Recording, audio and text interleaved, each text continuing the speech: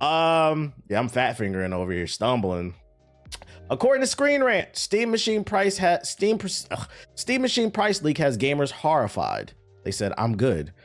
Valve's few forays into hardware have been largely successful. The Steam Deck is a hit, and as a result, the new VR headset is set to join a new generation of Steam machines. Unfortunately, the Steam Machine's leaked asking price just might be too much. Valve announced the Steam Machine officially last year, positioning it as a powerful PC that can plug into your TV and run Steam from. It's expected to be 6 times more powerful than the Steam Deck and boast the following specs. I would like to correct this article. I don't positioning it as a powerful PC. They always said it was going to be a mid-tier PC. That's why I think a lot of us were hoping that it was going to have a low price point because it wasn't going to be a high-end PC. So I don't think powerful is the right word there. But I mean, these are the specs you can expect. But a Reddit user took to the Gaming Leaks and Rumors subreddit earlier today to share a post from the Czech Republic's retailer, which appears to have leaked pricing for the Steam Machine. Please be aware that nothing has been officially confirmed yet, so do take it with a grain of salt. But according to this listing in the Czech Republic, the 512 gigabyte model will cost 19,000 C. I don't know what the fuck this currency is. Just say Czech money. And 22,000 for the 2 terabyte model, which translated into USD is 950 for the lower end model and 1,070 for the 2 terabyte model. Which is considerably more than previous reports suggested the Steam Machine would cost. Again, I should point out this may be a placeholder price created by the retailer, which is true. This is not confirmed. It could have just been a random number that they threw up, but we can't rule this out because, you know, with the RAM shortages, some companies are talking about making less SSDs.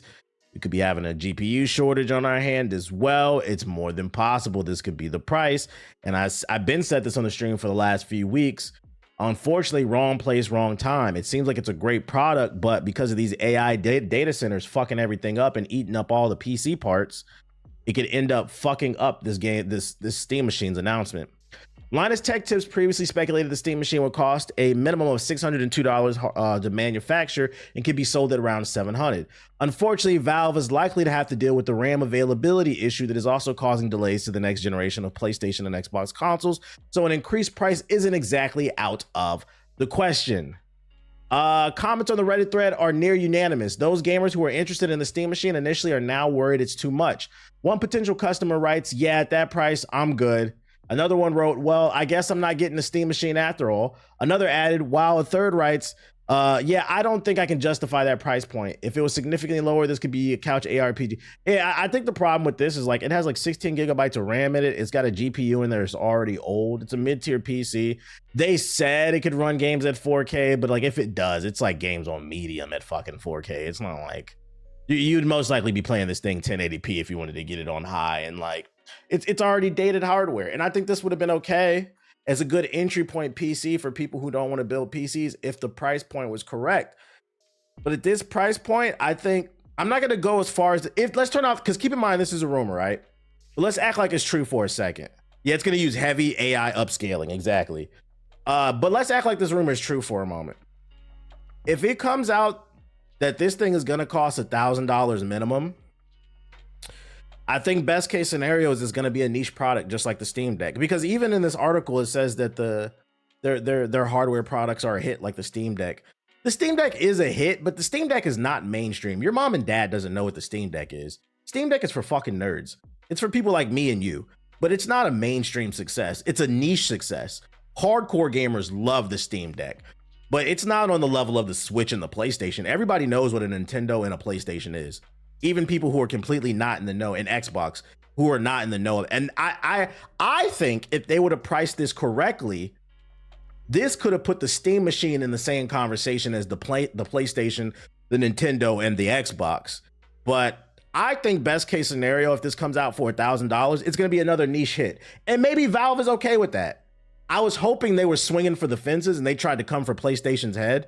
But it seems like maybe that's not the case, and they're okay with just being, you know, like a minor league hit. And I guess that's cool too. But I can tell you right now, if this rumor comes out, because we're gonna wait for the confirmation. If it comes out that it's true and it's gonna be $1,000, I won't be getting this shit, y'all. Too rich for my blood. I already got a gaming PC. I spent thousands of dollars on it. It's way better than this shit. It's gonna last way better than this shit. To me, I was considering this because I was thinking it was gonna be a low price point. I could put it in the living room, so if I don't want to sit at the computer desk, because it's not always fun to sit at your desk and play games, then I could pick up my Steam save file, go to the living room, and play the same exact game, maybe with slightly less graphics. And then also I was gonna use it probably as an alleged emulation machine. That would be nice to have like a high-end emulation machine just sitting in the living room with a small form factor. That was the appeal for me. So you kind of lost me on that. I'm not paying $1,000 for that. If you see me with one of these, I got it secondhand probably for cheap for the low. Yeah, it's gonna be a no for me for the dog. So like, keep in mind this is a rumor. Take it with a grain of salt. You know, listings can be incorrect sometimes. Sometimes they could just put up a random number as a placeholder. But let's act like it's real for a second. What's it? Just use the Steam link. Well, the Steam link uses your internet. Streaming can be finicky. It's nice to have actual traditional hardware. Are y'all still interested in it? If it was at $1,000, let me know. What's the word? What's the vibe on this? Y'all pre-ordered or not? Not upgradable? No, nigga. You see this shit? This is a custom small form factor. This shit is not upgradable. At most, the only thing you might be able to upgrade is maybe the RAM. But like that motherboard and that GPU, nah, this is gonna be custom hardware. No, and that's another issue with this thing, right? It's a custom piece of hardware that you will not be able to customize very much, so it needs to be the right price point. This is more of in line with consoles, bro. This is a mid-ass PC build. Nah, not for a band. I was hoping 400 to 600. I was hoping 400 to 600. This is way too rich for my fucking blood. Even as a tax write-off, I don't want to pay this shit. Now I'm looking for next gaming laptop, so I'm cooked regardless. Ooh. If they show up as a Big T Bazaar in Texas for the low, I might get it. What does that even mean? 400 to 600 maybe in 2020. That was my upper limit. 600 was like my upper limit. 7 like max. And even still, if it was 7, I'd wait for a sale when it gets down to like 650, 600, because you know them Steam winter sales, all that shit. Shout out to Jake McKenzie with the super chat. He said, got me a 5070 Ti after the 360 rumors or the 3060 rumors. Now a lot of them are sold out on Amazon. Hop on it if you can afford it. Hop on it. Would a tax write-off even make it remotely worth it? Exactly, that's what I'm saying. It's not even worth it because I don't know how often I would use it. I don't even know how often I would use it. And if it's $1,000 and it doesn't come with anything else like a controller, oh yeah, it probably won't come with a controller. It'll probably come with the cables to plug into your TV. That's about it. $1,000 isn't bad considering PS5 prices when GTA 6 launches. What? $1,000 isn't bad considering PS5 prices. What does the PS5 have to do with anything? We're talking about PC. What are you talking about? What does that have to do with anything? I'm tired. Did I miss something? My brain right now. Did I miss something? I said the same thing. Okay, so I'm not the only one lost. I don't know, man. I don't know what it, ball and gun gamers. They just cannot go 10 seconds. GTA 6. Savior of gaming. Savior of gaming. GTA 6. Oh my gosh. Get in the car. I rob people. I shoot. You're welcome, buddy. All right, so that's your update. Just keep in mind it's a rumor when it comes to the Steam Machine thing. In other news, Big T Bazaar is a store in Dallas, and no, it will not be sold there. I appreciate you explaining that to me, Dad Boy, because whoever said that originally talking about the Big T Bazaar. Listen, the whole world doesn't live in fucking Dallas, Texas. Y'all gotta. Niggas be coming in here talking about, yo, you streaming late. I don't live in the same time zone as you. I don't live in the same state. So unless we talking about like a national, international brand, some of y'all gotta realize, y'all. I've never heard of that store. Anybody heard of that store before? Big T Bazaar? What the fuck they sell there, bro? Fucking sex toys and shit? That shit sound crazy as hell. That sound like you can get a coffee, a sex toy, and a Tonka truck or some shit, bro. I seen the showcase, just a bunch of yapping. It felt like a podcast. Yeah, I was busy yesterday. That's why I didn't stream. But I mean, I told you I wasn't gonna stream yesterday anyway. Shout out to CJ Fisher with the sub. Appreciate it.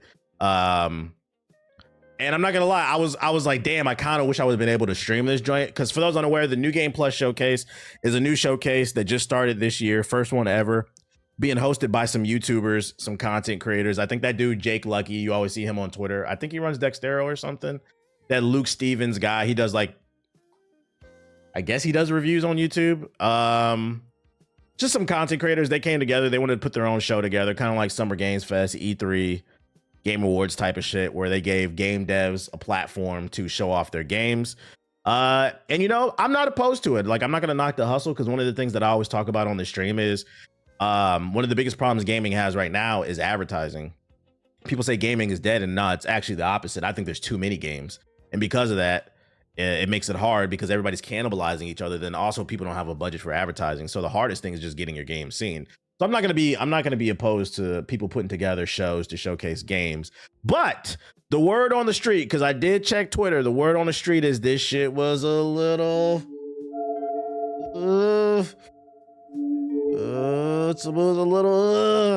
so I'm not upset that I didn't get to stream it. I'm just gonna go through these trailers and see what they announce, because it looks like a lot, and I'm not gonna waste my fucking time. Ethos tweet really summed up how I felt. I think I saw his tweet. Let's go to his tweet, see what Ethos said about it. Deb Ethos. Where did he put it at? Oh, here we go. So some honest feedback. This felt like a podcast, not a showcase. It felt like I spent most of the show listening to this group of content creators than seeing games. Most of the hosts lacked the charisma to host something like this for that long. What I be trying to tell y'all, one day y'all gonna give me my flowers, what I be trying to tell you, I said the same thing about the streamer awards. Like one of these things, like these streamers got to realize is being a host is an actual skill set.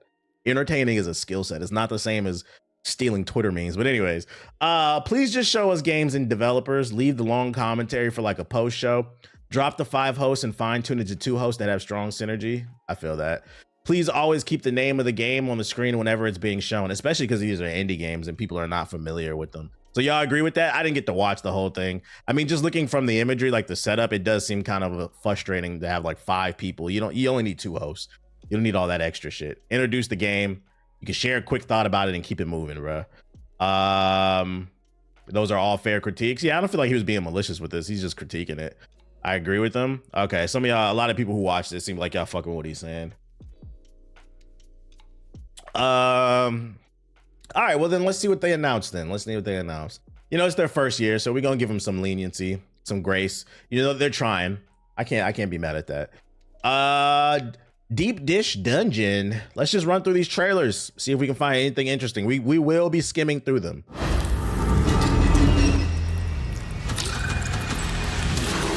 Why is this in 360p? LOL, I agree with Watts. It was not good, which is rich when some of the hosts love to shit on bad president. Oh, wait, what did Watts say? I didn't see what Watts said. Hold up. Yeah, she's been talking kind of spicy on Twitter. I seen it. Let's see. This 5,000 watts. What'd she say? Streamer game. Yeah, I'm not gonna lie.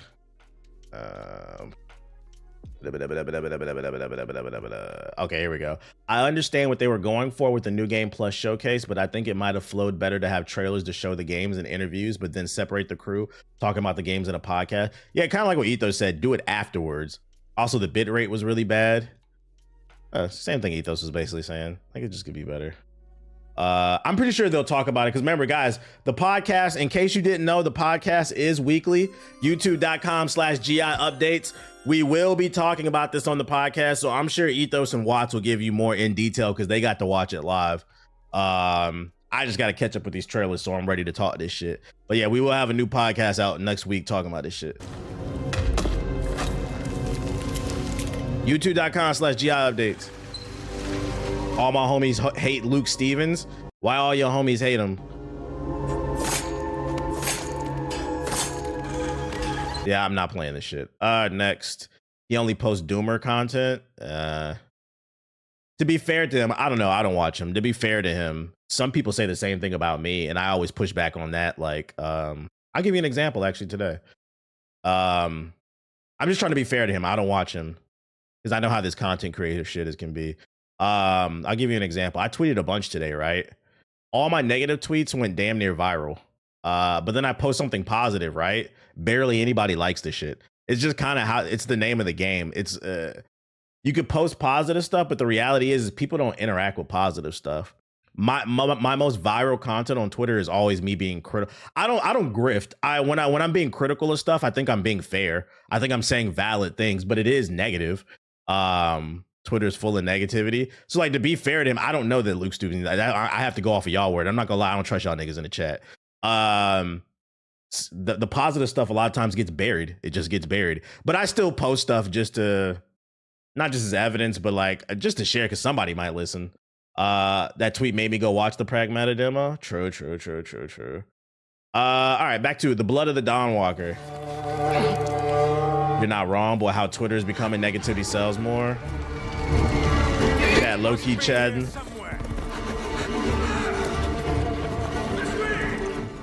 What this means is basically that you, as a Dawnwalker, you have underwent a transformation. You used to be human. And now, during the nighttime, you do get all the powers and the difficulties of being a vampire. So you get the blood craving and so on. But during daytime, these powers are dormant and you still have to eat. You have all the weaknesses of a human, right? But also the perks of being human. One of the things that is unique to humans in our IP is being able to use magic, so casting spells. The Dawnwalkers are social media very common. In general seems to reward negativity, so incentivize creators. I feel that. Yeah, like I can see this being a criticism right here. Like, what's the point of this setup and what's the point of this host? I think a better setup would have just been put the game dev on the screen, full screen, and cut in gameplay. If they need to say something, you can cut it, but like her being there serves absolutely no purpose. And if the whole show was there, I could see that being annoying. Place in that IP, they are very, very rare, rarer than vampires. So you as a Dawnwalker are kind of special in this regard. I would say the short... Just wanted to get their logo on the screen. The kind of immediate impact on the character development are... you have to feed on, either animals or humans on blood. I'm hyped for this game. It looks okay, but it looks a little double A to me. Weird, eerie experiences kind of janky. He didn't have as a human. Brentsis and his clique of vampires actually caught him on his low point when he was vulnerable. He has used a specific trace of vampiric blood in order to cement his position in the valley. How long was the full show? I'd imagine having a bloodsucker as your lord might be a tough sell. However, if the alternative is getting sick and, dying in thousands, actually it doesn't sound... It was 3 hours? To kind of distort the religious belief. Fuck no. Yeah, as a savior. I ain't gonna hold you. I'm happy I missed this one, bro. Yeah, I would have turned that shit off. I'm not gonna lie. Sometimes an article's best, chat. Let me get that summary, bro. I would have not sat through that. You are not the Game Awards. Iconography shown in the local cathedral, for example, and in the castle and so on. There is this whole cult of personality he builds around himself. So he basically shows himself as something better than the old order, right? We do have a mechanic tied to shrines that are erected across the valley. And Brentsis puts a lot of attention to kind of twist them to his own image. And these do have a functionality. When you play the game, we have assigned specific functions to them. Generally speaking, one of the things we wanted to achieve in this game is to have Brentsis being this active antagonist. In a lot of games, the antagonists are out there to be defeated, but generally speaking, you have free reign, you do your own thing, and it doesn't really change much in how they approach you. In this game, what we want... Yep.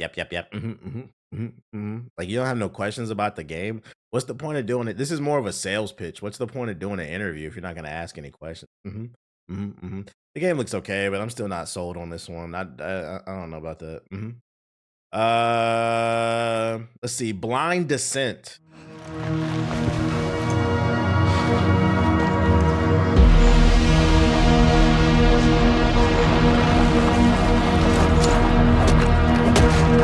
Steam Early Access Survival, we're out of there.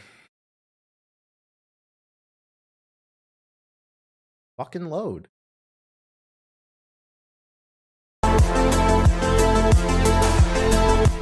Steam Early Access Survival, we're out of there.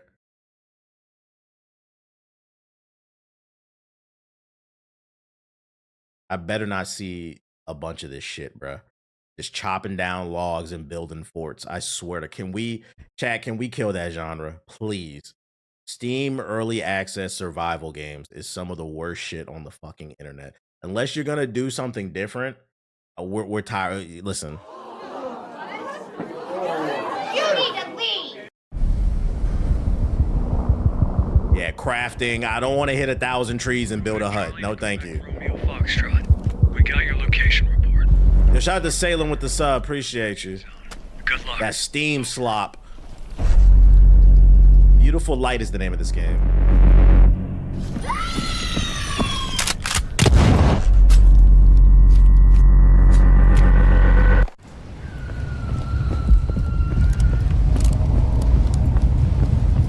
Is this a first-person shooter survival game, bruh?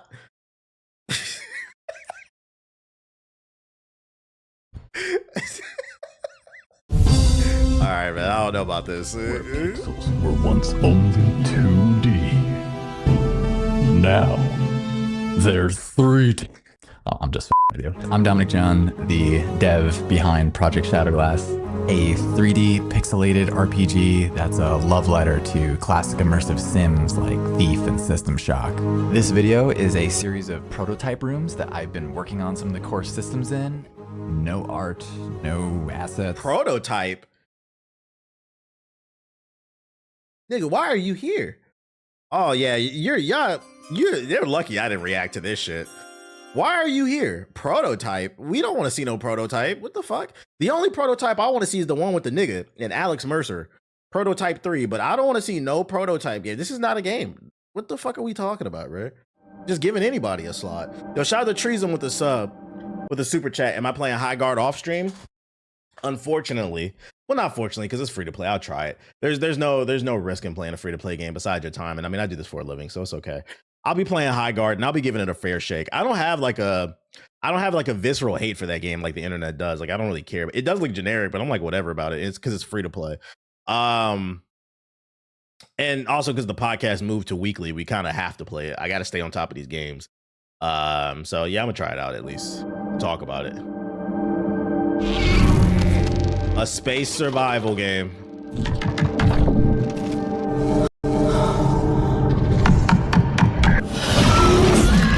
Is this the one with the black woman? My name is Amin Bouafa. I'm a film music composer. I think this one looked I'm a okay. Composer for Aphelion, the video game. I remember having a message from Talal saying that he loved. Full Sail grads have been going crazy the past 2 years. Chill on them. I don't know. And inviting me to come to the studio and to meet the team. It was very important for me to understand how. Podcast every Sunday. Yes, we agreed. Every Sunday we will meet, unless something because something can come up. You know, people got life, kids, shit like that. But we're gonna try. That's the key word. Interactive. If there's no show, I'll make sure to tweet it out. Hey, can't because X, Y, and Z happened. So how to compose, how to write. So make sure to follow the Twitter on GI updates. Make sure to follow us on Twitter. With models, with stems, with separating the different elements, and at the same time, how could the music, how the structure of the music would shout out the dog always with the sub, appreciate it. It's very important for me first to have the story of Ariane and Thomas, like that the log line is the story, both of them, so there is a theme that conveys this emotional relationship between them. And then the frozen aspect of the music. I mean, for me, bro, I just want to know about the game. I don't really care about the music like that. If the music is fire, that's cool. But like the first thing that should be selling it is the game, bro. I saw your tweet on Crimson Desert. Will you be playing that game? I know you have open world fatigue. I'm on the fence about it. It without a doubt looks like a good game, but like I'm not completely sold. It depends on when it comes out. It's the music composer. He's only talking music. All right, we're out of there then. I don't really care about the music. The Expanse, Osiris Reborn, developer interview. Is this just DLC for the Choose Your Own Adventure?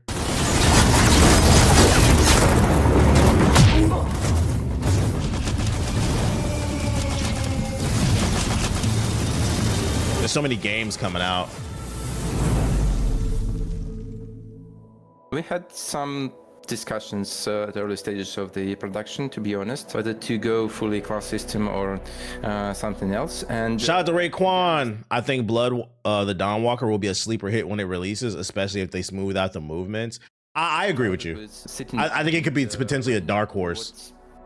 Possible ways that the player might perceive the game, the power fantasies, how he can express himself in combat.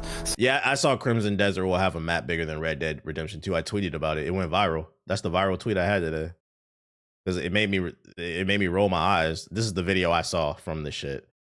Crimson Desert's open world is at least 2 times the size of Skyrim and larger than Red Dead Redemption 2. Before I even read any of this shit, the game looks pretty. I rolled my eyes because I'm just like, bro, like, I'm tired of games coming out where I gotta mentally prepare to play this shit. Like, oh brother, man, like, can we just talk about what's cool about the gameplay, man? Like, this shit got 15,000 likes. So apparently, there are people who disagree in the comments, but it has 15,000 likes in the last 12 hours. So a lot of people agree with what I'm saying. The average gamer, game developers, the average gamer is 34 years old nowadays, bro. Stop talking about the fucking map size. I'm gonna be honest. Let that shit be a surprise or something, like, or just lead with the combat and stuff. But people said the trailer was good, so we'll check it out when we get to it. He might want to be a sniper. He might want to be a hacker, maybe an engineer, something else. Yeah, bigger maps do not mean better games. We thought how to mix it up a bit. Especially after Dragon's Dogma. To experiment with what he encounters. I like the art style during the game. So, for example, when he finds a neat yeah, this is the game that has the TV show shown in the announcement trailer. Even if he's a sniper, he might want to experiment with that. Why not? It fits the universe. It fits the playstyle. He might want to see how it works. And so we decided why not to give him the possibility to do that. That was the idea behind the playstyle. So playstyle is basically the starting preset that kind of gently guides you towards the certain direction. I think it would be cool if we had a video game where you fight viruses in the body inspired by Osmosis Jones. True, like you got to save somebody from getting a virus or they won't be able to go to work or some shit like that. That could be cool. You could do missions where like you got to fight a brain worm. You got to fight a common cold in the chest. You could do a mission where like you got to fight fucking testicular cancer or something. You got to shoot the ball sack. It could be lit. Your power fantasy of how you play the game. At some point, the player will need to commit to his choices. So again. So wait, this is a third-person action game? I thought it was a choose-your-own-adventure. You just can switch everything on the fly. That kind of makes your choices less important. So at some point, you need to stick to particular guns, particular gadgets, and you just build around them. We give you... The final boss would be the woke mind virus, yeah. Hard difficulty would be fighting Asmongold's body. But you will need to commit. During the character creation... Yeah, you gotta do a mission in the virus fighting game where you gotta keep Asmongold functioning correctly after he drank a gallon of fucking Dr. Pepper and chased it down with a Coke. You will have to choose between... So he has enough energy to clean his room. Your origin, this is Virus Destroyer. Or Earther or Martian. Facial customization, appearance. You can choose your body type. So you will be playing as a Pinkwater mercenary with different type of origin that you would create. You will have your sibling with the same, like, identical one. They will look a little bit different because they're their own person. They have their own personality. These events are set during the first 3 books, I think. You will start on Eris and witness basically the events from a different angle, and this part will be to some degree shown in your character creation. Every companion. I'm still lost on what kind of game this is. Can anybody confirm what is this, bro? Because like there's moments where he's walking around. Is it an action game or is it I thought it was a choose your own adventure. A lot of us. Their first show. The Expanse Osiris Reborn is an upcoming action role-playing game. So it's a choose your own adventure, I think. Third-person shooter action RPG. It doesn't say third-person. Oh, never mind. It's a third-person action RPG. It doesn't say shooter though. It could still fall under choose your own. It's something. I don't know what it is. Somewhere in the universe, and they have their own background, consisting of their faction and their acquaintance. They have some backgrounds. I wish they would show more gameplay. All this stuff will influence how they perceive the situations player encounters. So in every major plot event, they will have their opinions. They might hint you towards some decisions. I think you shoot and make decisions. Assistance or cool with that. Some crucial contacts to go for help, for advice, for military. You're thinking of a different Expanse? This is a shooter RPG? stories, their own styles, and you can choose to help them or maybe to ignore their own stories totally. Not a cover shooter? Okay, I'm kind of interested in this one then. In this particular companion, the choices you make for those companions also will matter in long term. Yep, some of them will have romance. When does this one drop? You can see on our background companions. Perfect, We cannot thank say who is going to have romance, but there will definitely be romance in our game. It's a small crew on the small ship. You know, the Expanse, it's a universe where everyone flies in very tight spaces for a very long time. So there is a dynamics in the crew as well.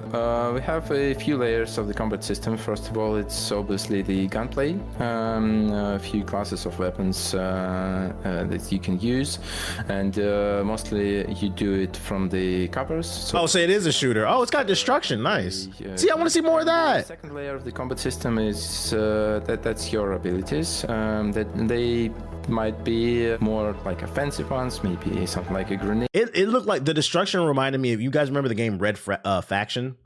The one where you were on Mars on the Xbox 360, it kind of like that. Or a shoulder cannon, or maybe something more defensive like a shield, or maybe... That's a compliment, by the way. Drone. A lot of gadgets that you can choose from depending on your play style. And as Julia mentioned, there are some play styles that are mostly focused on using your gadgets rather than using your weapons. Third layer, but still very important, that's obviously your companion. Red Faction Guerrilla was godly. Yeah, just blow shit up. That and Mercenaries. They have what we call combat opportunities. I think the problem right now that I'm seeing from these, first of all, they say it's a developer interview. This is not an interview. This is a developer. This is a sales pitch. An interview would be as feedback to them. You would actually have one. You guys had 5 hosts and nobody asked a question. A question, and you got to ask questions that gamers want to know. So this is not a developer interview. This is a sales pitch. And I think another issue with it too is not only is it a little long, but it's like for the couple that we watched so far, it feels like nobody's excited about their games. This is supposed to be a game showcase. Like, yo, can we do another take where you pep it up or something? Like, my man's just chilling in the chair. Yeah, so I think it's gonna be in space. You know what I'm saying? We're gonna be in the spaceship. You know what I'm saying? Couple black bad baddies. You know what I'm saying? We'll have a blue bitch, red bitch. You know what I'm saying? We're gonna pop some space perks, you know what I'm saying? And we're just gonna do what we do. Like, yeah, like say it with your chest. You supposed to be selling me a game. My man a little too laid back, bruh. Like, are you Future or are you a fucking game dev, bruh? Yeah, we was in Magic City the other night. Like, what the fuck? Yo, shout out to Kill with the sub, appreciate it. Yeah, nonchalant ass interview. I'm gonna move on. I am interested in this game. I'm interested in this one. Just that little bit of gameplay, and I have a bias towards space shit, and I like the art design. They need to show more of the game though. I think half of these interviews could have been cut in half. 4 minutes. Yeah, we skimming. Oh my lord.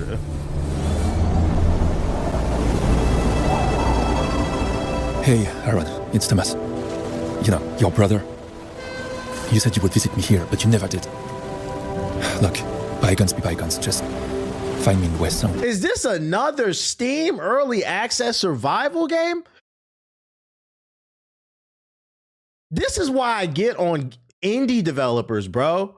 People be thinking like, I don't want indie developers to win. No, a lot of you niggas is bums, bro. I don't care. I don't care. As an indie developer, there are pros and cons to it. The con being that you're indie, you don't have a corporation backing you, so you don't have as much money. But the pro to being an indie developer is you're not limited by the corporation. You can create whatever you want. And for some reason, like 80 to 90% of these indie developers all make the same shit. Early access survival games, whether it's in the forest, on the beach, or in space, fucking Doom clones, these full sale, like, and it's crazy because people defend this shit. I don't want to play this. You're wasting your time. You're wasting my time. Yeah, pixel art games with some little girl with a wolf in the forest about some deep introspective journey about a little girl who lost her parents and she was adopted by Romulus and Remus, some wolves or some shit. Like, bro, I don't want to play that shit, dog. Jesus Christ. Avowed, skip. Grounded 2, skip. Outward 2. What the fuck is this? Like, make something different, bruh.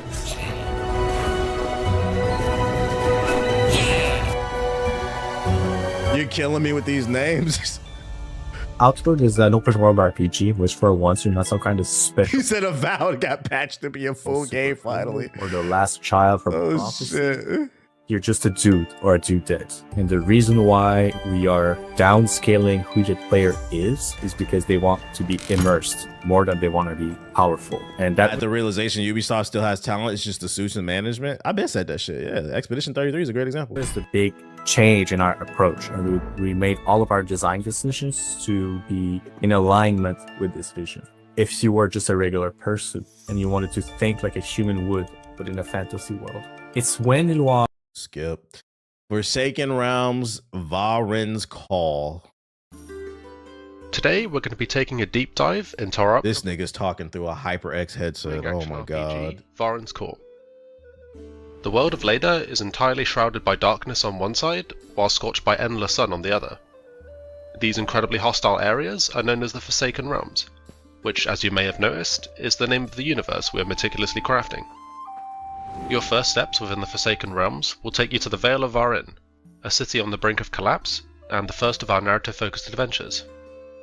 You'll step into the boots of a lone mercenary, seeking to answer Varen's call for aid, and maybe earn some gold and glory along the way. He said the PS4 headset. What up, everybody? Welcome to the New Games Plus Showcase. My name is the Black Hokage. I'm an indie developer, so you should support me. I deserve a participation trophy. Today I'm going to be showing off a game you've never seen before. It's going to star a little girl in the forest trying to survive, and we're going to have to chop some trees down and build a mud hut as some dinosaurs attack us. So I'm calling this game Little Girl with a Fox in the forest with a mud hut getting attacked by a T-Rex. Coming to Steam soon, wish list, because I'm an indie developer. Yeah, get your bitch ass out of here, nigga. To hear this shit. But I'm the asshole when I say this shit. You're gonna earn my $70. Varen needs a hero, and every hero needs a way to slay the countless fantastical beasts they'll encounter. Varen's Call aims to cater to a wide range of playstyles, offering you the freedom to combat the unknown in a variety of ways. Whether you prefer to be a nimble-footed archer, flinging fireballs between arrows, or face your foes toe-to-toe. This one looks better than some of the other stuff, but not playing it. Looks better than the other stuff so far, though. Dragon Twin.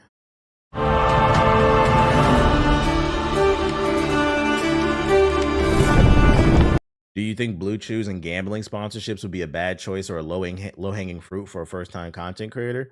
Well, first and foremost, they throw bags at people who get viewership, so they're not going after low content creators. They're going after proven entities. Second, you have to understand selling out you're only a sellout if you sell out your own morals. A lot of times people throw around that term way too much. Oh, this person's a sellout. And it's like, no, if you're somebody who believes in Blue Chews and like that's what you like, I don't know why. I mean, you're not a sellout. So like it depends on who you are as a person. That's for you to decide. Me personally, I don't want to push gambling and dick pills because that's just not what I'm into. I also don't push drinking. I don't drink. So it depends on who you are. That varies from person to person, but I would never call somebody a straight up sellout because they're pushing X, Y, and Z. There's certain things that are harmful, I think, but you know that's a conversation for a different situation. I done sub if you did a Blue Chew. Hey, Chad, my dick hard as hell today. Look, I hit a Blue Chew. Create your own dragon, take to the skies, and ride into battle and command armies from the back of your fiery flames. Morally compromised is a better way of saying it. Yeah, like nobody can ever say that I'm morally compromised because I've always said from day one that like I enjoy making content. I do it for the love of the game, but I'm not working for free. So like if I take a mobile game ad or some shit like that, you can't get mad at me because I've been said I like making money, bro. It's just certain things that I'm not gonna make money off of type shit. Depends on the person. This ain't even a game yet. Yeah, like are we what is this? Is this an engine flip or some shit? Like I don't get mad when people sell products to their fans. I understand if they want to make their content, they do understand. Just make sure you're not pushing bad products. That's all I always try to do. Make sure I don't really take sponsorships like that very often anyway. The Cube.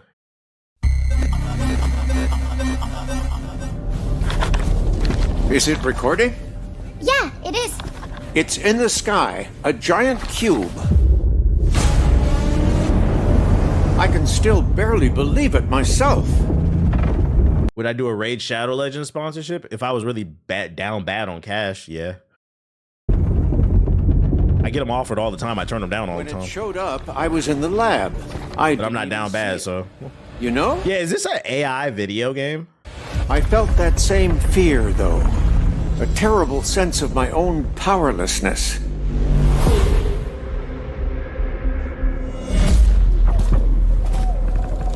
How did the whole of humanity miss it? And did we actually miss it? What if the cube didn't appear, but revealed itself? What if it was always there, and we've only just started to see it?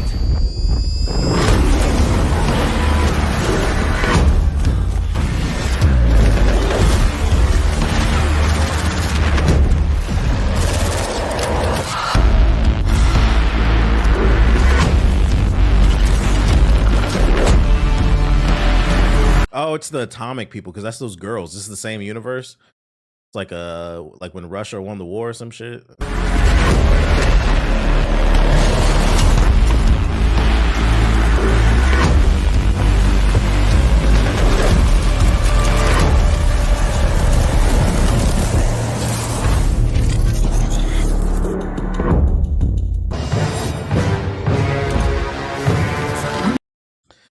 I don't know what I looked at, and honestly, I'm a little disturbed. We're just gonna move on. I don't know what I'm looking at.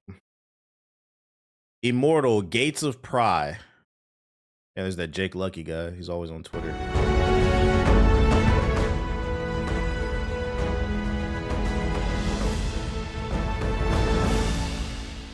So Immortal Gates of Pyre is an attempt to modernize and make more accessible the RTS genre, while simultaneously keeping all of the complexity and the opportunities for mastery that have made RTS so popular over the years. So it's I would refer to it as a Blizzard-style RTS, the fast action, big battles, very tactical, kind of very rapid-fire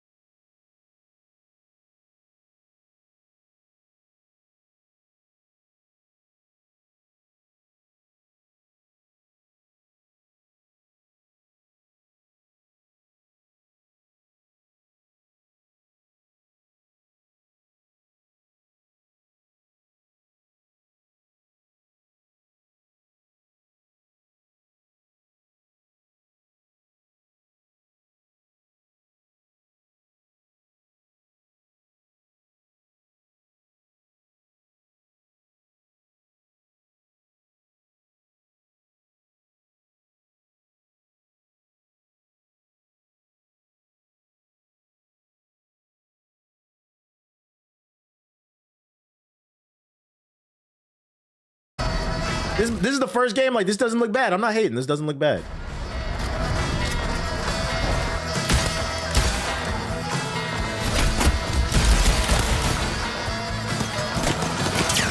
Reminds me of RoboCop 2. Okay.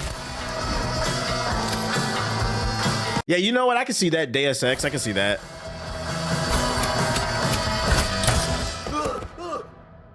Survival is a core part of the experience. Inventory space is limited, and every item matters, forcing players to make careful decisions about That reminds me of Resident Evil. what to leave behind. Hellion's high-tech systems allow you to hack devices, pick locks, and access restricted areas. Your cybernetic implants help you uncover hidden elements and investigate the environment.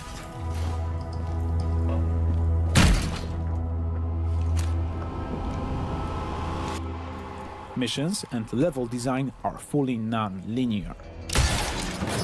Animation style reminds me of Dishonored. I agree. Stealth, dialogue, and combat are all valid approaches and can be freely combined. In Exekiller, every decision matters. What's it gonna be? Plata or muerte?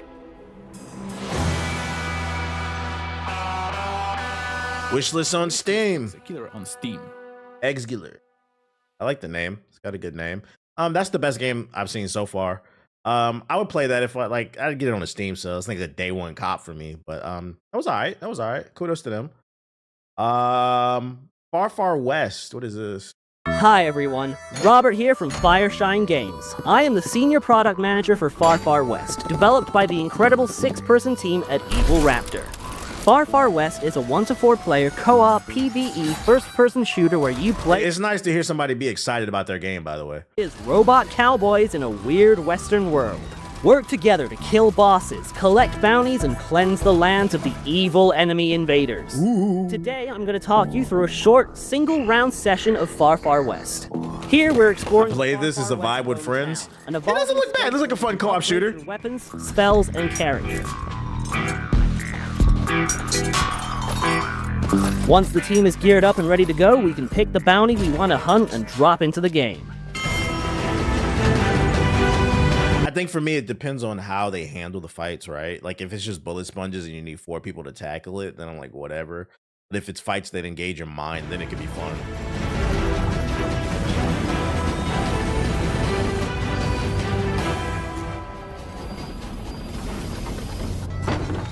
Now that we have dropped into the map, it is time to head to our first objective. We can travel around the map much faster with the use of our trusty horses, which we can summon with the press of a button.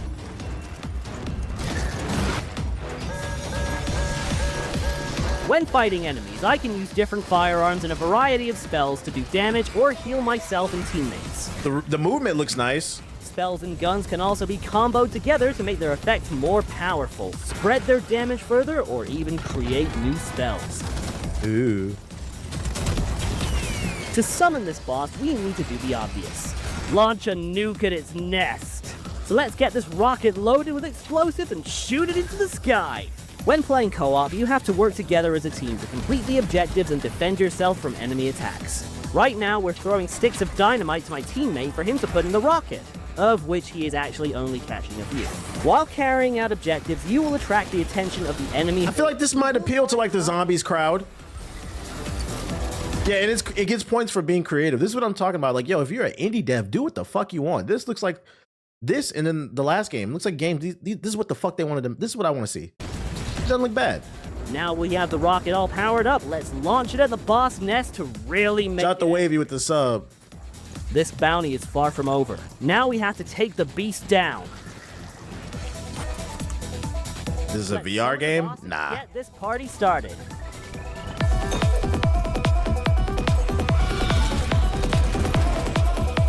More gameplay and less yap. Yeah, it's a good mix of gameplay and yapping. Yeah, Borderlands people might like this type shit. I say a W game. I've seen enough. It's a W. You got a couple decent games finally. Jesus Christ. The game looks distinct. Like I saw raw gameplay of this. I wouldn't confuse it with another game. Ding, ding, ding, ding, ding. Erosion. What is this? Lyrical Games. I like that name for the studio. As a parent, you've got one job. Protect your family. Whatever happens, you do it or die trying. Pixel art, over the top, dungeon crawling. I'm good. The Division 2, nigga, what? Get the fuck out of here. I was like, what? That's not even English. I'm not listening to that shit. I'm not listening to that. The Division 2 and the big 2026. Bro, if you don't get that shit the fuck out my fucking face, Alpha response. That I'm actually offended. That's crazy. It's coming back. Nigga, no, it's not. Put that shit back in the garbage. If the Division 2 was a baby being born and we could see the head coming out of your mama pussy, I will shove the Division 2 back in. We don't want it, bruh. We don't want it. No, thank you. Leave that shit back in 2015.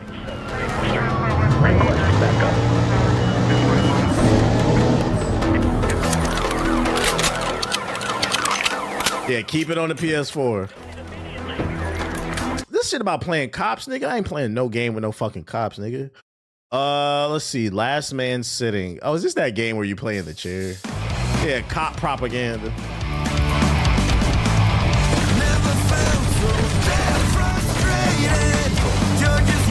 See, this is funny. I remember when I first seen it. This looks like a game somebody's like, let's just make a game about motherfuckers who frustrated at work and start airing that bitch out.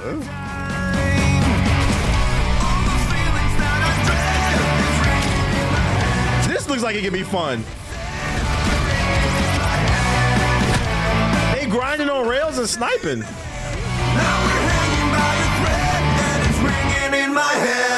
Last Man Sitting. That looks like it could be fun. That looks like it. That's a W.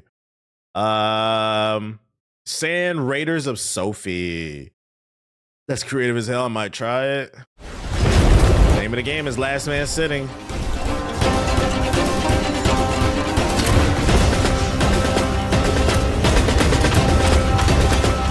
This shit looked like Chrome Hounds on the Xbox 360, but it takes place in like the Wild Wild West with Will Smith and shit. Wild Wild West.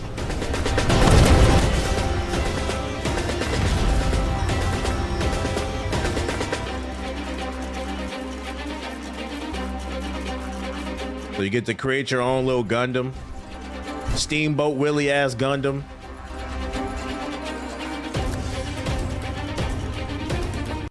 I don't know if I'm gonna play it though. I don't know about this. It looks okay, but I'll pass. Dark Light Survivor. Oh wait, is this a survival game? They got the grass physics on lock.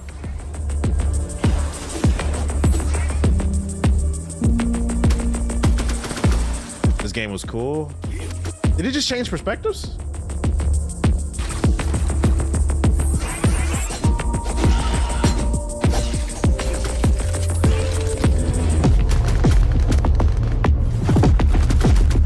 Movement for me.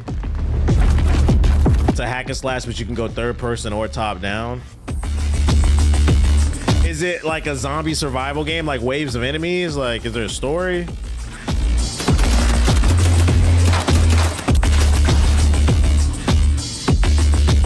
Oh, that's fire. That's pretty cool.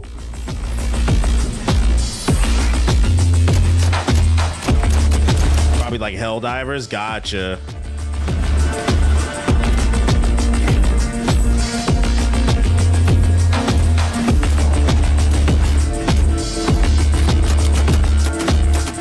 Looks alright. Steam sale type of game. I'd be open to it. It look alright. Tape 101. Yo, how much more we got? Oh my fucking god. Yeah, we gotta speed through this chat because I got other stuff I gotta talk about. We're speeding through this.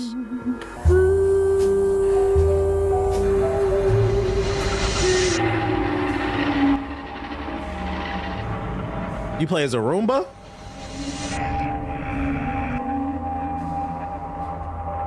Another backroom horror slop. What does that mean? What is that a genre I'm unaware of? Backroom. What does that mean? I'm not gonna lie, that shit sound like porn. She shot a backroom scene. What the fuck? It's just nonsense. She was on the casting couch, then she went to the back room.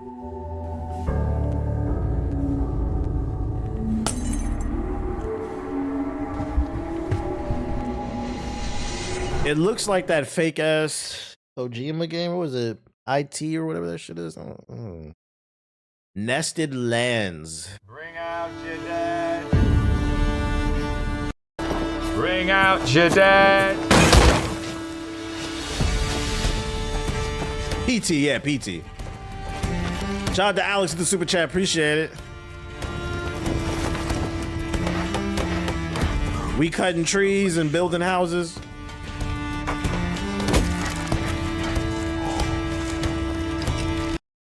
Nope. Warhammer Dark Heresy. 5 minutes. By enemies from beyond. Imagine you're playing inside Warhammer universe by the guys who can't use the army, who need to find this particular person in charge. Not knowing what Backrooms is a little crazy. It's not even new. It's like a 10-year-old concept at least. I don't play horror games, so I wouldn't know. Of bad things. It's not that crazy to think. Imperium I have a different life than you. One more day before crumbling to dust. That's basically how I would describe it. Just imagine the true Warhammerish stories where no choices are good, but you don't have an option to go away. Yeah, Warhammer fans is eating. I feel like some new Warhammer is being announced every other month. And it's just a matter of how precisely you will achieve this. One of Chat, he's not 15. Most significant changes far from the player would experience compared to the Rogue Trader would be more stakes, more value in a surrounding, in any environment. Is this supposed to be like Baldur's Gate? That you're playing with the covers, the line of sights. We read how it is. Gotcha. How they are working, and how much benefit they providing to the party. So it's basically would be more playing around the environment. We abandon the step up mechanics. So if you're ending your turn behind some wall, you are behind some wall. There won't be like one circle around you that allows you to step up of this cover and to shoot at anything. If you nah, it's not even a horror game thing. It's all horror media. I don't watch horror, period. This is not my thing. The place where you start your turns, I don't play horror games. I don't really watch horror movies. Would be more significant. Other thing is role-playing model. There are some of us don't want to pay $20 to go to the movie theater and watch The Devil. I'm good. more. I'm sure Warhammer hands are except for Sinners, yeah, because that shit black. The best scene in Sinners outside the history scene was shooting the Klan. That's not horror. That's history, nigga. That nigga rolled a blunt then killed the Klan. Like, what are we talking about, right? That is not horror. That's an action movie. That's a superhero movie to me. Towerborn. Sinners was more of a thriller. I agree. I don't think it was horror either. It wasn't a scary movie. It was more of a thriller. Psychological shit. Interesting camera angles.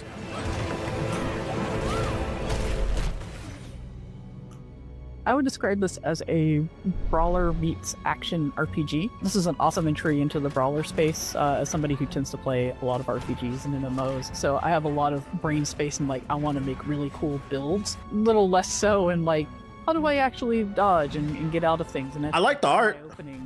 Early on, I was able I like the 2.5D it's got going on. Finding nice little gear. This game is fun. It's already out.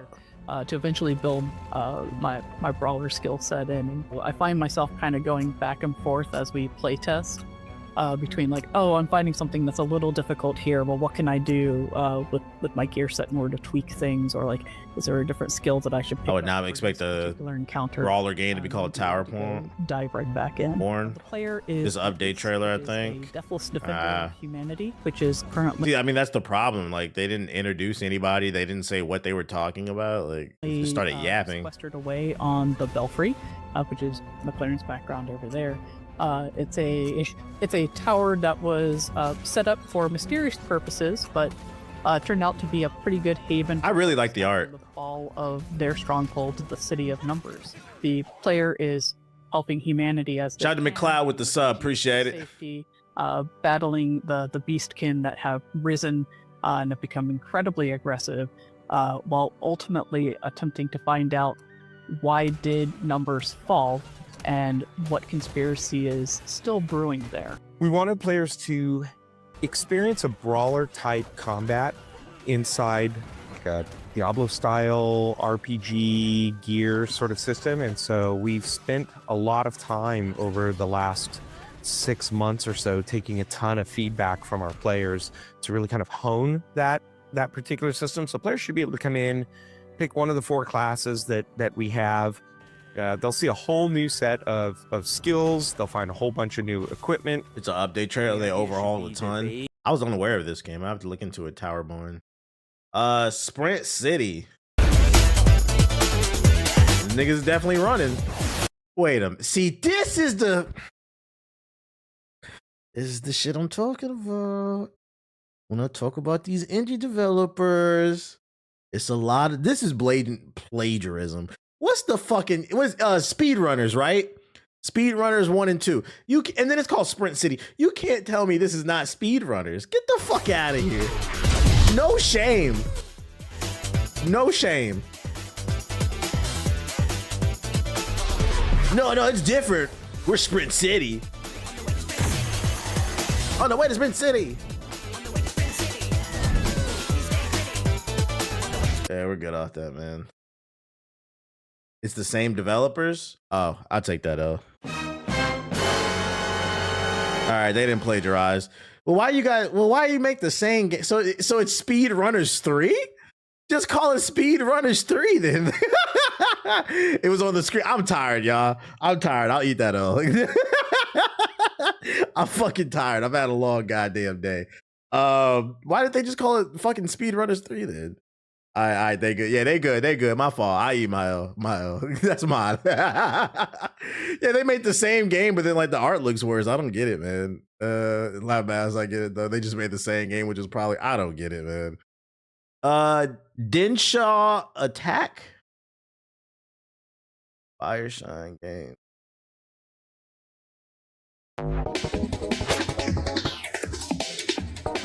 Oh, is this about the bus that was like grinding or some shit? Gotta get these kids to school. Or is it a train? It's a train, never mind.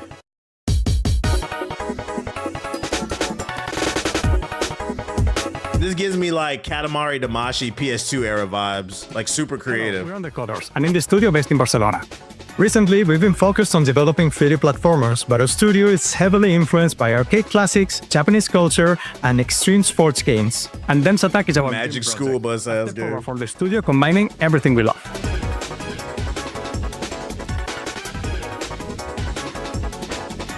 Steam Deck confirmed. Steam Deck verified. Local railways have been abandoned and are now used by underground gangs to compete in illegal contests of train acrobatics. You'll have to rack up points by chaining tricks, explore huge levels, race against rival crews, and uncover a wild story as you travel through Japan, taking the railways back. We are making a game that is not just about what you do, but how you do it. It's expressive, stylish, and totally up to you. This looks like fun. I feel like this is a great game for the Steam Deck. This looks fun. From our first trips in the late 90s, we've been obsessed by traveling across Japan by train and being able to dive into the local culture, getting to know the architecture, the landscape. I love when devs get excited to talk about their game. I also like when indie devs make what the fuck they want. This literally looks like a game. They was like, man, what if we made a game about a train, like just doing backflips and shit? Like, fuck it, let's do it. Which somehow feels connected and part of the same cultural rhythm. It's a never-ending source of inspiration that has been fueling our creative energy. I'm getting Jet Set Radio vibes too. Has now materialized in Dense Attack. On your adventure, you'll find a variety of challenges to move forward. From trip pack arenas to compete for high scores to objectives. Are these videos 1.5 speed? I don't think so. The world no, it's just a game. with a bunch of unique characters from different gangs and personalities that you will have to face on your journey through Japan. And with every new challenge, you will grow as a Denshi attacker and further add to the chaos. We've handcrafted every stage from the ground up, pulling from real-world locations to make every landscape different but recognizable.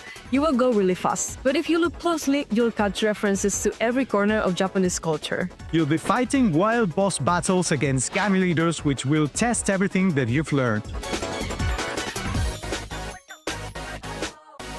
Editor probably sped it up, which is probably a good decision. Technique your rebel hides, so you'll have to get creative to. You gotta fight Gundams? They're a mix of spectacle, personality, and challenge that one could expect. Yeah, this is a game that makes no sense. It's literally just designed to be fun. I'm not gonna lie, I'd play this Style Showdown made game. It's just stupid fun. Densho Attack is a love letter to anime, skate games, and Japan's iconic train system. If you like Jet Set Radio, Tony Hawk, or Densho to Go, you can't miss this train. Pun intended. Wishlist now. Yeah, I'm not gonna lie, this is a cop for me. Although I already knew this game was coming, but this is a cop. This is probably like the first one I definitely play this shit. This shit looks hilariously fun. And it looks like a game that respects your time. Get in and play a level or two and get out. It looks fun. I just realized I can't think of one cel-shaded art style game that didn't have cool aesthetics from the characters to the gameplay. Probably Sparking Zero. Nah, Sparking Zero's art's okay. I just hate you niggas that play that shit. All two of you. Yo, shout out to Eternal Life of Gold, man. Let's see what we got here. This art is pretty. Trailer loud as hell. What do you mean? What? What do you mean he smashed? What do you think? He fell from a great height. Yeah, but he couldn't have... did he really die? I imagine he was crushed to a pulp. Do you think they'll ever find his body? Mom! Okay. I was just making sure you were paying attention. Yo, the art is fire in this. Is this the Cuphead team?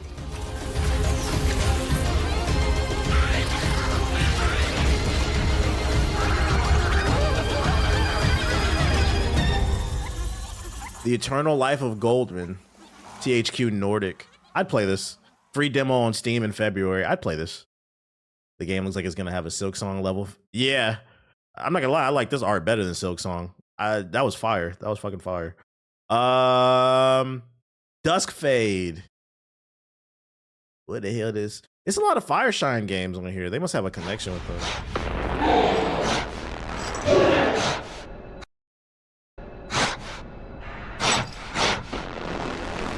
Do you want to die?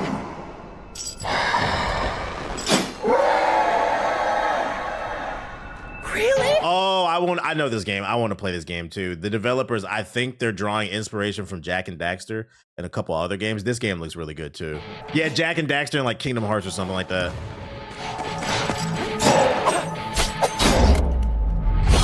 Oh, they got a slowdown mechanic? I didn't know that.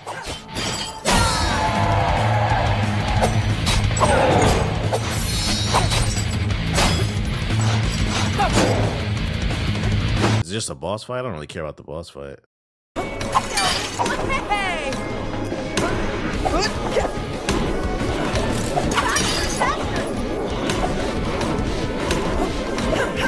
Surprise!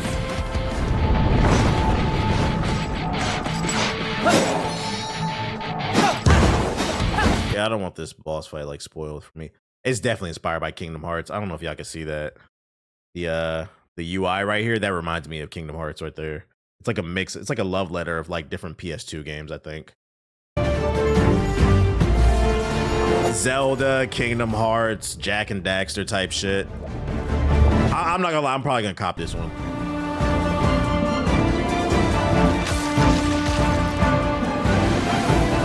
Yeah, I like the art.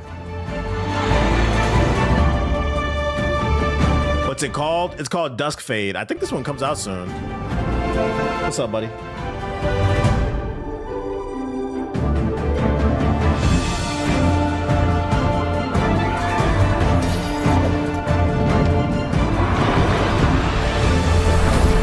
Took to the end, but you finally getting some games you're interested in type shit. To be fair, I knew about this game already. In the back of my head, Like no, like I know it's like a meme, but I was gonna. Man, I'm gonna play this off stream, man. We're gonna finish this mission up off stream. I was gonna play this one off stream, but I was gonna actually play it though. Like I don't know if I would have streamed this game. This would have just been like, because I like platformers. This would have been like just a me game. It looks good. Core Keeper. More Fireshire games. Yeah, they definitely got a relationship. Fat butt. Whoop, whoop. What's your booty?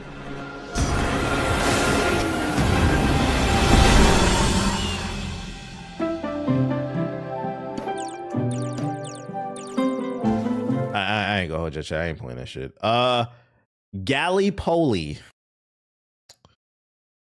Off that name alone, I'm already 1 foot out the door, chat. All right, and keep over.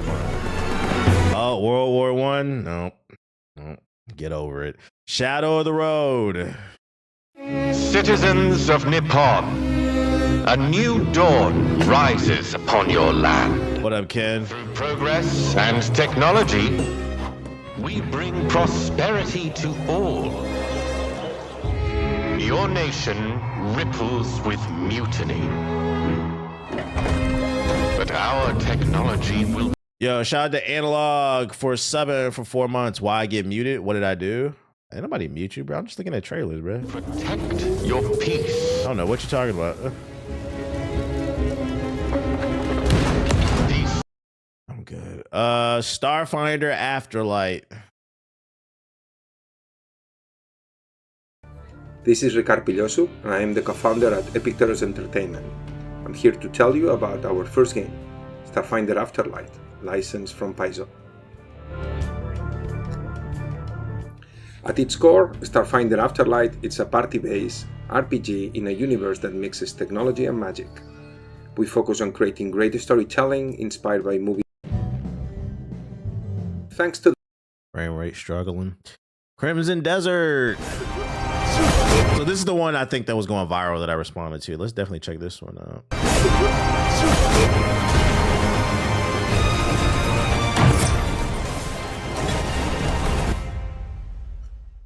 Based on the trailers and based on a bunch of things that I've seen about this game, you can clearly slay dragons. Is that true? There are dragons in the game, and you do fight them. We haven't revealed just yet whether or not you can actually slay them, but you can fight them, you can fly.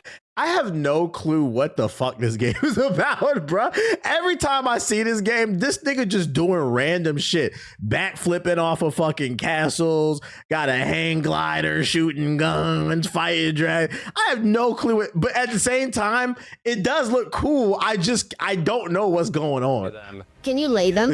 I'm sorry to the Lua fans, but at this point, did the host speak finally? Whether or not there's dragon relations. Could you speak a little bit to how big this game is? We've been seeing some news out there with some specific numbers floating around about how big the map is. I don't think numbers really do it justice because how big is that in terms of scope and scale?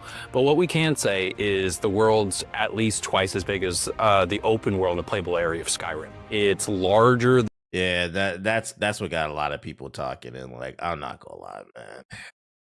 The combat looks fun, but I don't know if y'all noticed, man. I feel like they're trying to show off their graphics, and the only thing they're showing off to me is there's nothing out here. At least twice as big as the open world and playable area. Nothing. It's larger than looks very empty. Of a Red Dead Redemption 2. Open world games are about doing. This section looks really pretty though. Having distractions. So we wanted to create a world that's not only massive, but is also incredibly interactive. Obviously, you and your community, Lua, care a lot about romance systems. This is not that type of game in terms of RPG elements and decision making. What it is, clear out goblin camps. I have a feeling, yeah, that's what it might be. The type of character that you want to play as in terms of your progression within the systems in the game. And then through basically headcanon, you're having this very different experience than other players. They got Gundams? Because of the scope and scale of the game. That's what I mean. What the fuck? This nigga doing backflips, fighting dragons. This nigga fought Goku. He got a Captain America shield. He got a Gundam. Like, what is going on, bruh? Like, he was riding a dinosaur earlier. I don't know. Someone else, even though they're playing the same game. The guiding principle for the game is around empowering the player and not forcing them into specific choices. This man in chat said, no romance is a breath of fresh air. Why do you feel like that? Me personally, if it's in the game, it's cool. If it's not, I don't care either. But is there like a lot of people out there that's like, they feel like they won't play an RPG if there's no romance? I was unaware of that. There's a lot of time between now and launch in March for us to be able to elaborate. I hope it's optimized. It's got a lot of particle effects. If they have, niggas is too horny. An hour to jump in and play this game. You fighting werewolves and shit? My experience going to look like. So we've done a little bit of showing. This game's gonna be either amazing or a buggy mess. I agree. Advantage in interacting the world, harvesting resource, gathering them for a whole crafting system that we have in the game. No, it's not an MMO. It's a single player RPG. You can build your house, apparently. There is a house. The world is made to be interacted with, and that's also how you learn about the world. So by talking to NPCs, by picking up chickens, then you've learned and your codex will have been updated about the chicken. What about things that go beyond like fighting? Is there like puzzles? Is there like different types of quests? That's a great question. One of the things that we showcased, we had a team over to Korea to do a deep dive kind of behind the scenes last September. They came out and they got puzzles in it? A glimpse of a bunch of different systems. One of the systems that we showed them was in what we call the aerial abyss. It's those sky islands that you see there. That's a very important and pivotal part in the story and quest and mystery surrounding the world. In those sky islands, there are puzzles. They all have a different vibe, if you will, and then treasures and rewards for completing them. When can people get the game? Where can they get it? What does that look like for you guys? The game comes out on March 19th. Like, what is he doing? This nigga just fart and blast into the air and then form demon wings. And then earlier he was jumping through lasers like fucking Mission Impossible. What the fuck is going on? Basically every platform. It'll be available on consoles, on PS5, as well as Xbox Series X and S, PC, as well as natively on Mac.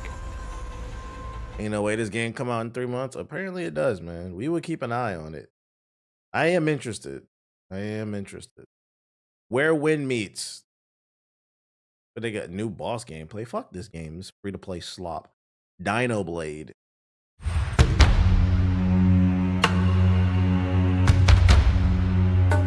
Oh, I've seen this game before.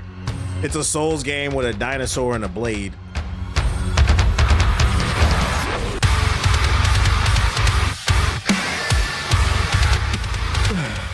I ain't gonna hold y'all, chat. Man, I'm gonna play this off stream, man.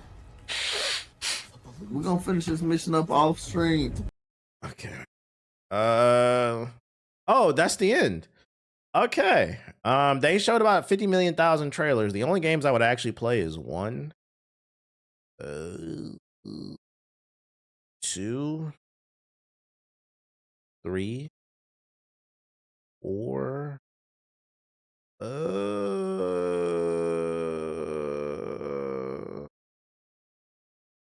Where's that Space Cowboy shit? Maybe 5.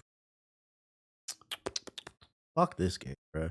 You lose 5 points for even showing. No, 10, nigga. Because y'all even showed this shit, bro. Negative 10 points for this shit. 6. And the 7. X Killers 7.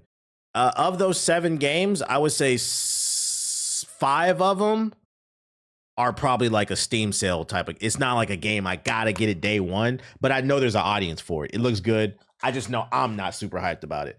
And then of those 7, only 2 I would like definitely their potential day ones, which would be that rail game, the Japanese train game, and then Crimson Desert. Maybe this one 3, Duskblades 2. That's my bias speaking. I like platformers, but in terms of games they showed, I mean, I listed 7 things that I think people would generally be interested in out of all this stuff. There was a lot of fluff here, but for a first showing, you know, it's not bad. It wasn't the worst thing, but maybe it's because I was watching. I didn't watch, but I read the article and I watched the summary. I don't know how good the show was, but in terms of the content that was there, you know, I give it like a 5 out of 10. Like, this wasn't the worst showcase I ever seen. The way some people were. Maybe it was worse because the actual version, they were actually just yapping. But I guess when you remove the yapping, some of the games were decent. There's a market here for some of the things they showcase, and I'm not going to knock it. We need more. You got the Expanse. Oh, yeah, you can throw Expanse in there. That's 8. Yeah. They just got to work on the presentation. I'm not gonna just knock them and say this is the worst thing that I ever seen, because at the end of the day, like I said, gaming has a advertising problem. So I'm not gonna be mad at them trying to give a platform for developers to advertise their games and make people aware of things. It creates a conversation. So, you know, kudos for them for sticking their neck out and at least trying. It wasn't the best thing, but y'all trying. Just get better next year. It's all love. Or at first it didn't seem horrible. Yeah, like the way people were talking on Twitter, I thought that was gonna be the worst thing. I've definitely seen worse state of plays, nigga. Like it was the worst thing I've ever seen. What a what?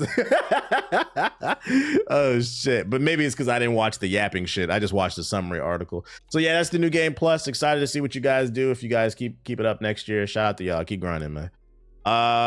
You didn't watch the live stream, and guess what? I probably never will if it's really that bad. Other news. IGN Poland claims that they've known about The Witcher 3 getting a third expansion for years. Here's new info being revealed. The third expansion will add in a new map, a desert environment. Rumored to launch in May, bridges the gap between 3 and 4, expected to be massive Blood and Wine sized DLC, which I believe that's like at least 20 to 40 hours probably. Most likely will only be available on PS5, Xbox 6, Xbox Series, and PC. No PS4 confirmed. Developed by Fool's Theory, who's also developing The Witcher 1 remake. At this point, we've had multiple Polish insiders, analysts, and IGN Poland confirm that it is happening. All that remains is that it's an inevitable announcement. I absolutely need to replay Witcher 3 as my old saves are gone before this drops. Feels like a dream come true that'll tie us over to The Witcher 4. So it seems like it's gonna be a big expansion if it is real. They took out the talking points and made it go from 3.5 hours to 2.5. I was just talking about the quality of the games. The show probably was ass. I'm not gonna watch to find out. I'm not gonna waste my time. I'm old.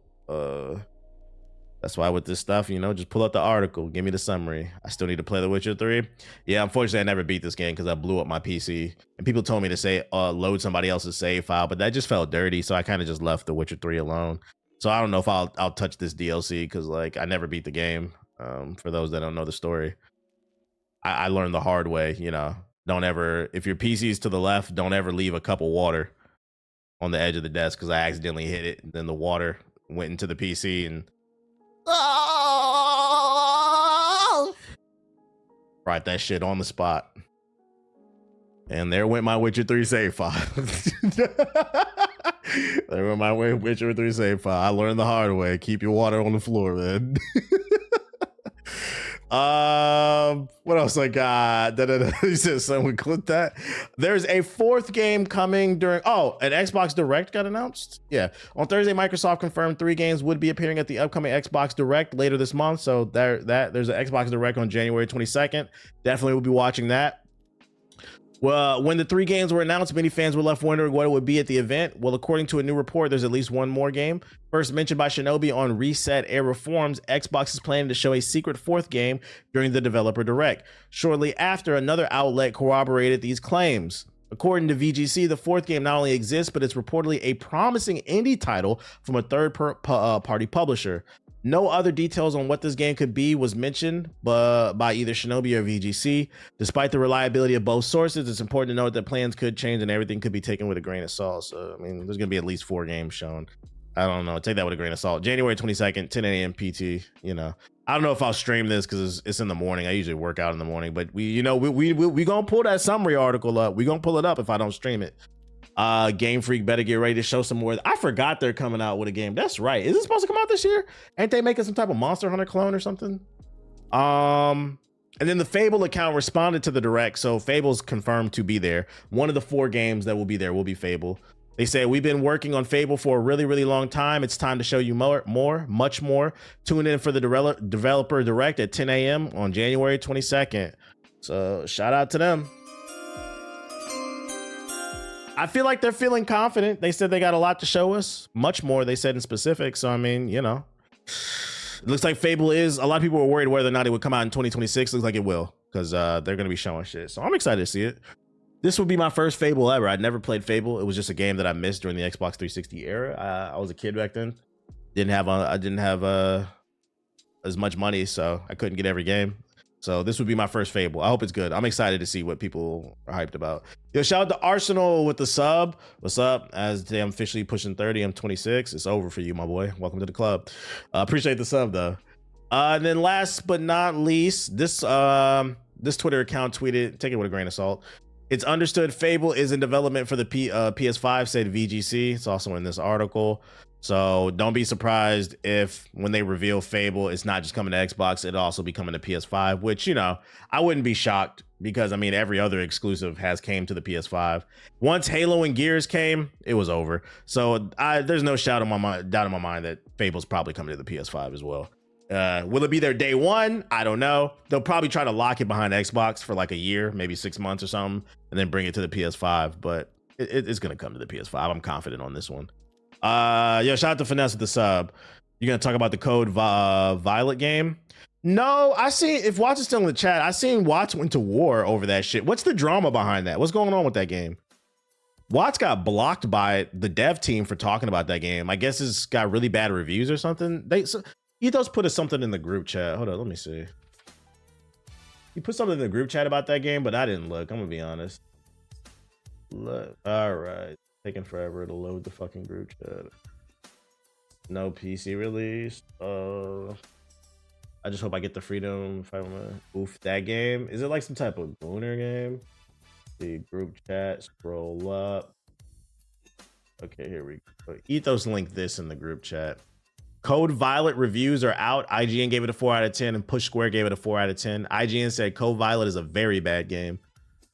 And then Push Square said Code Violet is a mess. This is the first PS5 exclusive of 2026. PS5 Nation, y'all up, man. Y'all up. Let me stop. Code Violet is not the Dino Crisis successor you may have hoped for. It doesn't even clear the bar for being a successful clone of the various other third-person shooters it cribs most of its ideas from. Its dated map layouts and visual style let its predecessors down. The only weight I felt was from its convoluted story. And I don't even know what the fuck this is. What is this? You got a trailer for this? Yo, shout out to King with the super chat. I'm realizing that gaming is a real culture that I didn't know I was a part of to this extent. 20 plus plus is culture, bro. Don't let nobody fool you otherwise. Code Violet. Let's see. Is there a trailer? Just see walkthroughs. DSP playing it. Why is there gameplay overview? Okay, one more forgot.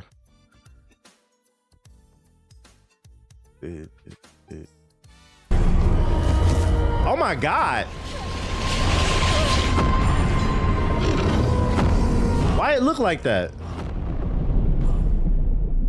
Hey everyone. This is Elena Wiss, a voice actor of Violet.